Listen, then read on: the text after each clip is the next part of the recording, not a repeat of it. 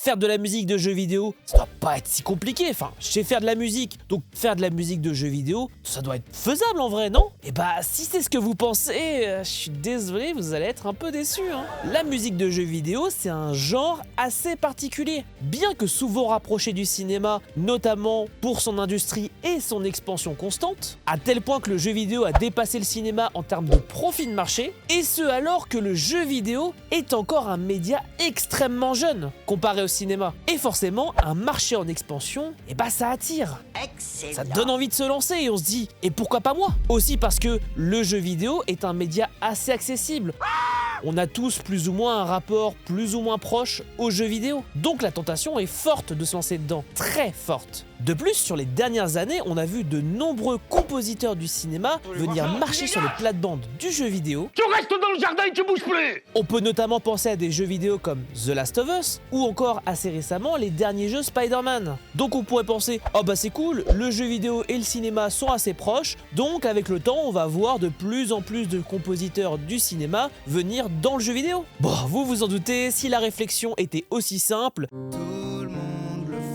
cette vidéo n'existerait pas. On va le voir dans cette vidéo, mais le jeu vidéo est un média très particulier, avec à la fois ses codes, sa technicité, mais également son approche particulière de la musique, pouvant rendre parfois le média beaucoup plus difficile à atteindre, surtout quand on part de zéro. Et c'est pour ça qu'aujourd'hui j'ai décidé d'aborder la création de musique dans le jeu vidéo. Parce que déjà ça va faire bientôt 10 ans que c'est mon métier à temps plein, que durant toute ma carrière, j'ai eu l'occasion de bosser sur de nombreux jeux très différents les uns des autres, et que je pense que cette vidéo pourra vous aider à la fois à comprendre tout le processus de création d'une musique dans un jeu, mais également d'en comprendre tous les enjeux de production étape par étape. Donc globalement, vous allez apprendre point par point comment on crée des musiques pour un jeu vidéo de A à Z, les caractéristiques du média, du travail préparatoire en passant par la musique interactive. À la fin de cette vidéo, vous saurez tout sur mes techniques. Est-ce que je la garde cette intro? Ou est-ce qu'on fait un truc plus classique? Je ne sais pas. À la fin de cette vidéo, vous saurez tout sur mes techniques. Et d'ailleurs, tant que je vous tiens juste là comme ça, si vous êtes compositeur, sound designer, mixeur, producteur, que vous voulez faire de la musique, faire des prestations, en vivre, mais vous savez pas trop par où commencer, et bah check la description, en fait je t'ai fait une petite formation gratuite de 1 heure je crois, quelque chose comme ça, où je t'apprends les bases de comment tu peux en vivre, c'est complètement gratuit, check la description, tu verras, c'est assez cool. Bref, retour à la vidéo. Bon, après cette petite introduction, mettons les pieds dans le plat direct. Pourquoi la musique de jeux vidéo, c'est si particulier? On peut déjà commencer par un point, c'est caractéristique. Le jeu vidéo est un média interactif. On ne contrôle pas le déroulé de l'action du joueur, on peut uniquement être légèrement dirigiste. Mais on ne peut pas le forcer. Si le joueur veut passer 20 minutes à foncer contre un mur, il peut et il en a le droit. Il va donc falloir envisager la musique différemment. On ne peut pas faire comme dans certains cinémas à l'époque, avoir un orchestre qui joue et s'adapte en direct à l'action du joueur. Non, il va falloir ruser de techniques et d'astuces pour accompagner le joueur au mieux dans ses actions. Mais on va y revenir. Il s'agit donc d'un média basé sur l'interaction et ça va foncièrement influencer la manière d'aborder la musique. Parce qu'au-delà du fait que cela soit interactif, le jeu vidéo est de fait un média à part, très différent du cinéma. Parce que dans jeu vidéo, il y a jeu, donc le côté ludique, interactif, mais également vidéo. On regarde le jeu vidéo. On pourrait donc le rapprocher du cinéma, qui utilise la vidéo comme élément central de son média. Mais il y a une énorme différence entre les deux. Le cinéma est un média linéaire. Peu importe le nombre de fois où vous regarderez le même film, le début, le milieu et la fin resteront les mêmes. Sa durée restera la même et le timing des actions également. Le cinéma est un média de contrôle. On possède la maîtrise sur ce qui va se passer de A à Z, à la virgule près. Dans le jeu vidéo, nous avons notre début, milieu, fin. Mais le temps entre ces différentes phases n'est pas contrôlable. Si le joueur veut avancer en ligne droite pour faire avancer l'histoire, ou à l'inverse, parler à chaque personnage non joueur pour avoir tous les éléments de l'univers, il en a le droit. Et c'est d'ailleurs un des éléments qui fait tout le sel du jeu vidéo. Ce qui peut créer des situations où certains jeux ont une durée de vie qui peut passer du simple au triple en fonction de si vous faites le jeu en ligne droite ou en consommant tout le contenu. D'ailleurs, j'ai découvert en écrivant cette vidéo que pour finir Balatro de manière assez classique, il fallait 7 heures. Par contre, pour finir le jeu à 100%, il fallait plus de 200 heures. Et je crois que c'est l'un des exemples les plus extrêmes que j'ai trouvé de ce genre de situation. Si je devais résumer la différence entre le cinéma et le jeu vidéo, ça tiendrait en une phrase. Une personne qui consomme ce média est spectatrice. Elle n'a aucune influence sur le déroulé. Dans un jeu vidéo, la personne qui consomme ce média est un joueur. Il est acteur de l'action. Il décide comment cela va se dérouler, le temps que ça prendra, etc. Et c'est probablement une des raisons pour laquelle les mondes ouverts se sont énormément popularisés ces dernières années, jusqu'à ne plus en pouvoir. Si vous voulez en savoir plus, je vous invite à consulter la vidéo du joueur du grenier sur le sujet, il en parlera mieux que moi. Mais force est de constater que l'approche de l'open world façon Ubisoft frustre de plus en plus la base de joueurs. Bref, le jeu vidéo est un domaine complexe qui demande d'approcher la musique en gardant deux éléments clés en tête. L'interactivité que l'on vient de voir ensemble juste avant, mais également un deuxième point, ses codes. De la même manière que dans le cinéma, le jeu vidéo a développé avec le temps ses codes et ses genres. Plateforme, roguelike, jeu d'aventure, d'énigmes ou jeu contemplatif, la liste n'est pas exhaustive. Et chaque genre va avoir plus ou moins ses codes. Les jeux vidéo AAA, donc des jeux avec beaucoup de budget, vont instinctivement se tourner vers un style plutôt orchestral, proche de la qualité musicale des films hollywoodiens. Les jeux d'énigmes vont généralement avoir des moments musicaux plus lents et plus calmes pour laisser au joueur le temps de réfléchir. Par contre, chez les beat'em up, alors là, on va envoyer du steak, mais sévère. Ensuite, ce qui définira le genre musical utilisé sera plutôt une question d'esthétique et de code. Univers futuriste et cyberpunk, musique électro avec des influences synthwave, jeux vidéo narratif contemplatif, petit orchestre de chambre avec éventuellement quelques pads. En bref, avant de s'aventurer dans le jeu vidéo, il est important de faire une incursion dans ce domaine, de consommer le média pour en découvrir les codes et les références. Bon, ça y est, on a vu toutes les bases nécessaires pour comprendre le sujet, ça va nous servir pour comprendre la production à venir, donc on va pouvoir rentrer dans le vif du sujet. Avant de se lancer dans la composition, j'entame toujours un travail préparatoire en amont. Ce travail est un recoupement de plusieurs éléments. Déjà, une première discussion avec l'équipe de développement. Cet échange va me permettre de savoir des éléments clés de la production, comme une potentielle date de sortie, le budget, les intentions qu'ils ont potentiellement déjà avec la musique, les émotions qu'ils ont envie de faire ressentir aux joueurs, les éventuelles références qu'ils auraient, en bref, un gros travail pour débroussailler leur vision. Et généralement, le plus gros travail, c'est d'arriver au travers de l'échange à leur faire mettre des mots sur ce qu'ils veulent. Parce que pour des gens qui n'y connaissent rien au son, c'est très difficile de savoir expliquer ce que l'on veut, ce qui est dans notre tête.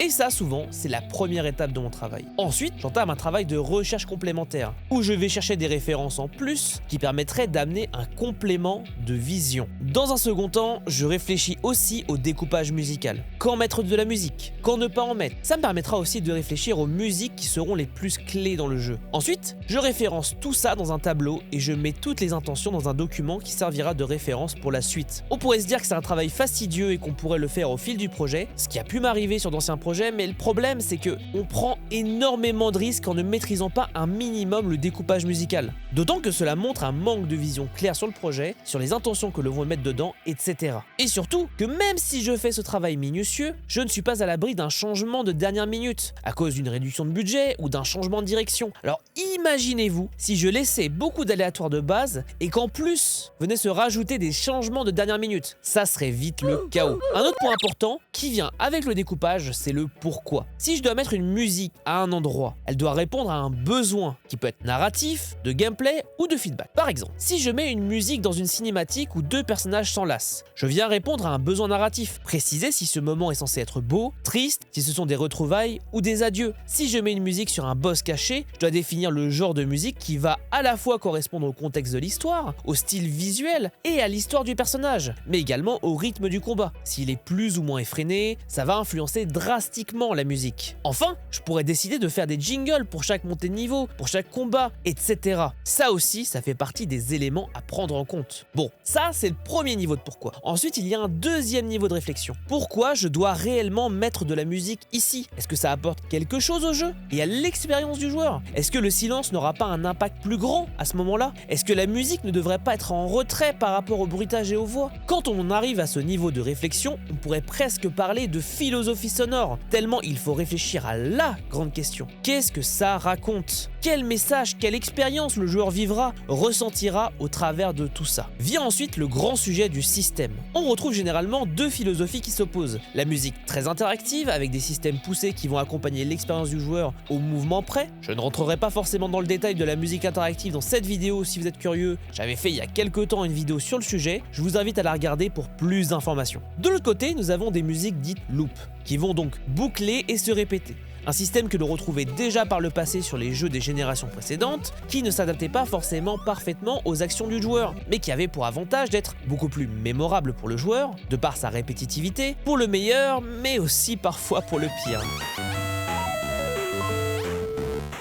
Après, on peut toujours mélanger les deux, avoir des sections avec des musiques en boucle et des sections plus interactives. Finalement, c'est toujours une question de pourquoi on le fait et est-ce que ça rend service au projet. Bon, maintenant qu'on a tout ça, on va pouvoir vraiment rentrer dans la phase de création. Habituellement, je commence souvent par un thème général, qui servira souvent de thème de menu, afin de définir l'ambiance générale du jeu. Ça m'aidera à définir à la fois les textures et l'univers sonore que l'on veut pour le jeu. En plus, ça me permet de faire des premiers essais et de rectifier le tir au fur et à mesure des feedbacks de l'équipe avec qui je travaille. Si je n'ai pas d'idée précise, je pars soit d'un instrument particulier qui m'inspire, ça peut être un son de synthé ou un instrument plus acoustique, ça dépend vraiment du style de jeu, et à partir de là, soit je commence à improviser autour de cet instrument, jusqu'à trouver quelque chose qui me plaît, soit je pose la structure de mon morceau pour avoir déjà le squelette de la track. Ça m'aide parfois à mieux visualiser ce que je veux. Une fois ça fait, soit je trouve un premier jet mélodique, soit je pose des percussions pour continuer à structurer et avancer. Parce que oui, ça m'arrive de manquer d'idées, et dans ce cas-là, j'ai mes petites astuces pour quand même avancer. Mais généralement, une fois que je me suis lancé, l'inspiration vient forcément et j'arrive toujours au bout de 2-3 heures à avoir un morceau de quelques minutes. Si le morceau me va en tant que tel, je passe à l'étape suivante. Sinon, j'itère autour de cette idée jusqu'à trouver quelque chose qui me plaît. Pour vous illustrer ça, je vais vous faire écouter deux versions d'une musique que j'avais composée pour Don't Forget Me, un jeu sur lequel j'ai travaillé il y a quelques années. Vous allez voir que franchement, c'est pas glorieux parfois.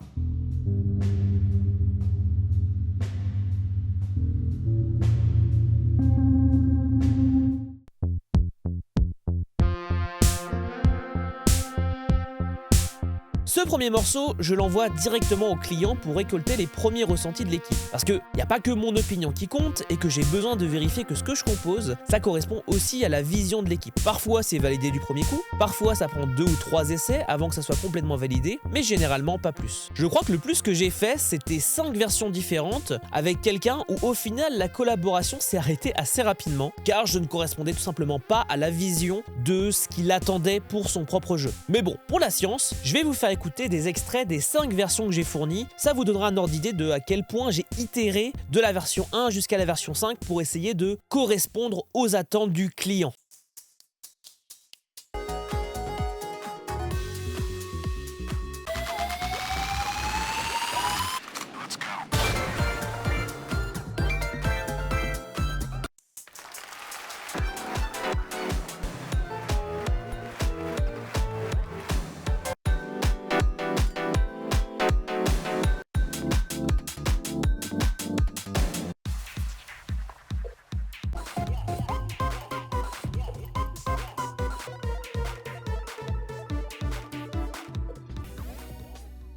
Bref, une fois que ça c'est fait, j'entame la composition de quelques autres tracks, en respectant toujours le même procédé et en envoyant au fur et à mesure les différentes musiques au client. Encore une fois, pour récolter des feedbacks. Une fois tout ça fait, je m'attaque à l'implémentation. Donc là, ça dépend essentiellement de si avec l'équipe nous avons décidé d'utiliser un moteur audio pour gérer le son et éventuellement mettre en place de la musique interactive. Et si c'est le cas, j'entame la création d'un projet Fmod ou Wwise, c'est selon. Mais pour l'exemple d'aujourd'hui, je vais partir de Fmod. Donc dans Fmod, je crée une petite architecture de dossier afin d'avoir une structure cohérente de bout en bout. Je crée mes différents events, c'est-à-dire des éléments qui permettront de jouer les sons en jeu, j'importe les musiques et je commence à mettre en place tout le système interactif qui a été pensé en amont. Ça peut être des pistes qui apparaissent et disparaissent en fonction du contexte, comme une progression musicale en fonction de l'avancée du joueur dans le jeu. D'ailleurs, si ça vous intéresse, une vidéo dédiée où je décortique un projet Fmod pour vous montrer comment j'avais géré l'audio dans Don't Forget Me par exemple, faites-le moi savoir dans les commentaires. Ensuite, on rentre dans la phase que j'aime et que je déteste à la fois, que j'aime appeler, des fois ça marche et des fois ça marche pas. Parce que forcément, quand on fait des systèmes complexes, il y a forcément des choses qui ne marchent pas du premier coup. Donc on passe beaucoup de temps à faire du debug et cela peut prendre beaucoup de temps. Pour vous donner un exemple, je suis actuellement en attente pour continuer mon travail sur Number 99, dans lequel j'ai fait un système musical très complexe.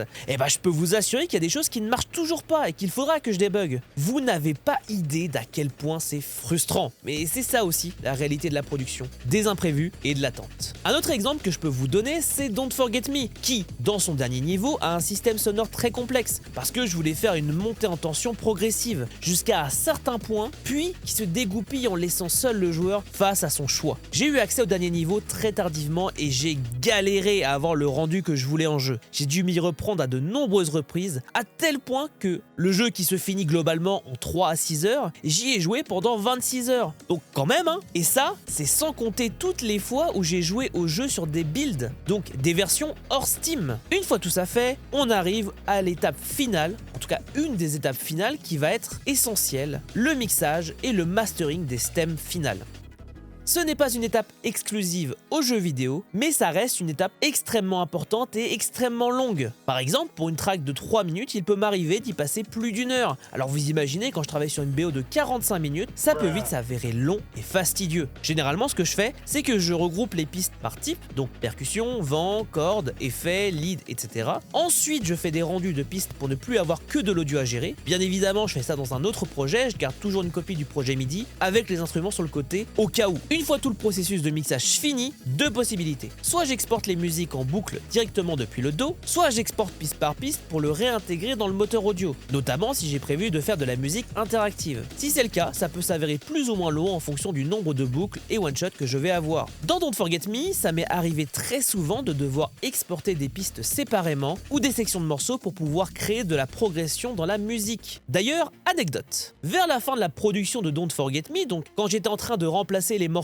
prémixés par les morceaux avec le mixage final, j'utilisais un code couleur dans Fmod pour identifier les anciens morceaux des nouveaux, ce qui me permettait de savoir assez rapidement où est-ce que j'avais remplacé les morceaux ou est-ce que je ne l'avais pas fait. Donc j'ai passé des heures à remplacer morceau par morceau les différentes sections, je finis, je sauvegarde et je me dis bah je vais le mettre sur le serveur où est stocké le jeu pour pouvoir faire en sorte que ça soit sauvé dans un coin et en plus que les autres puissent consulter le jeu avec cette nouvelle version. Sauf que je me rends compte qu'en fait j'ai oublié de faire un petit rajout, donc je rouvre le projet et là, tous mes changements ont été perdus.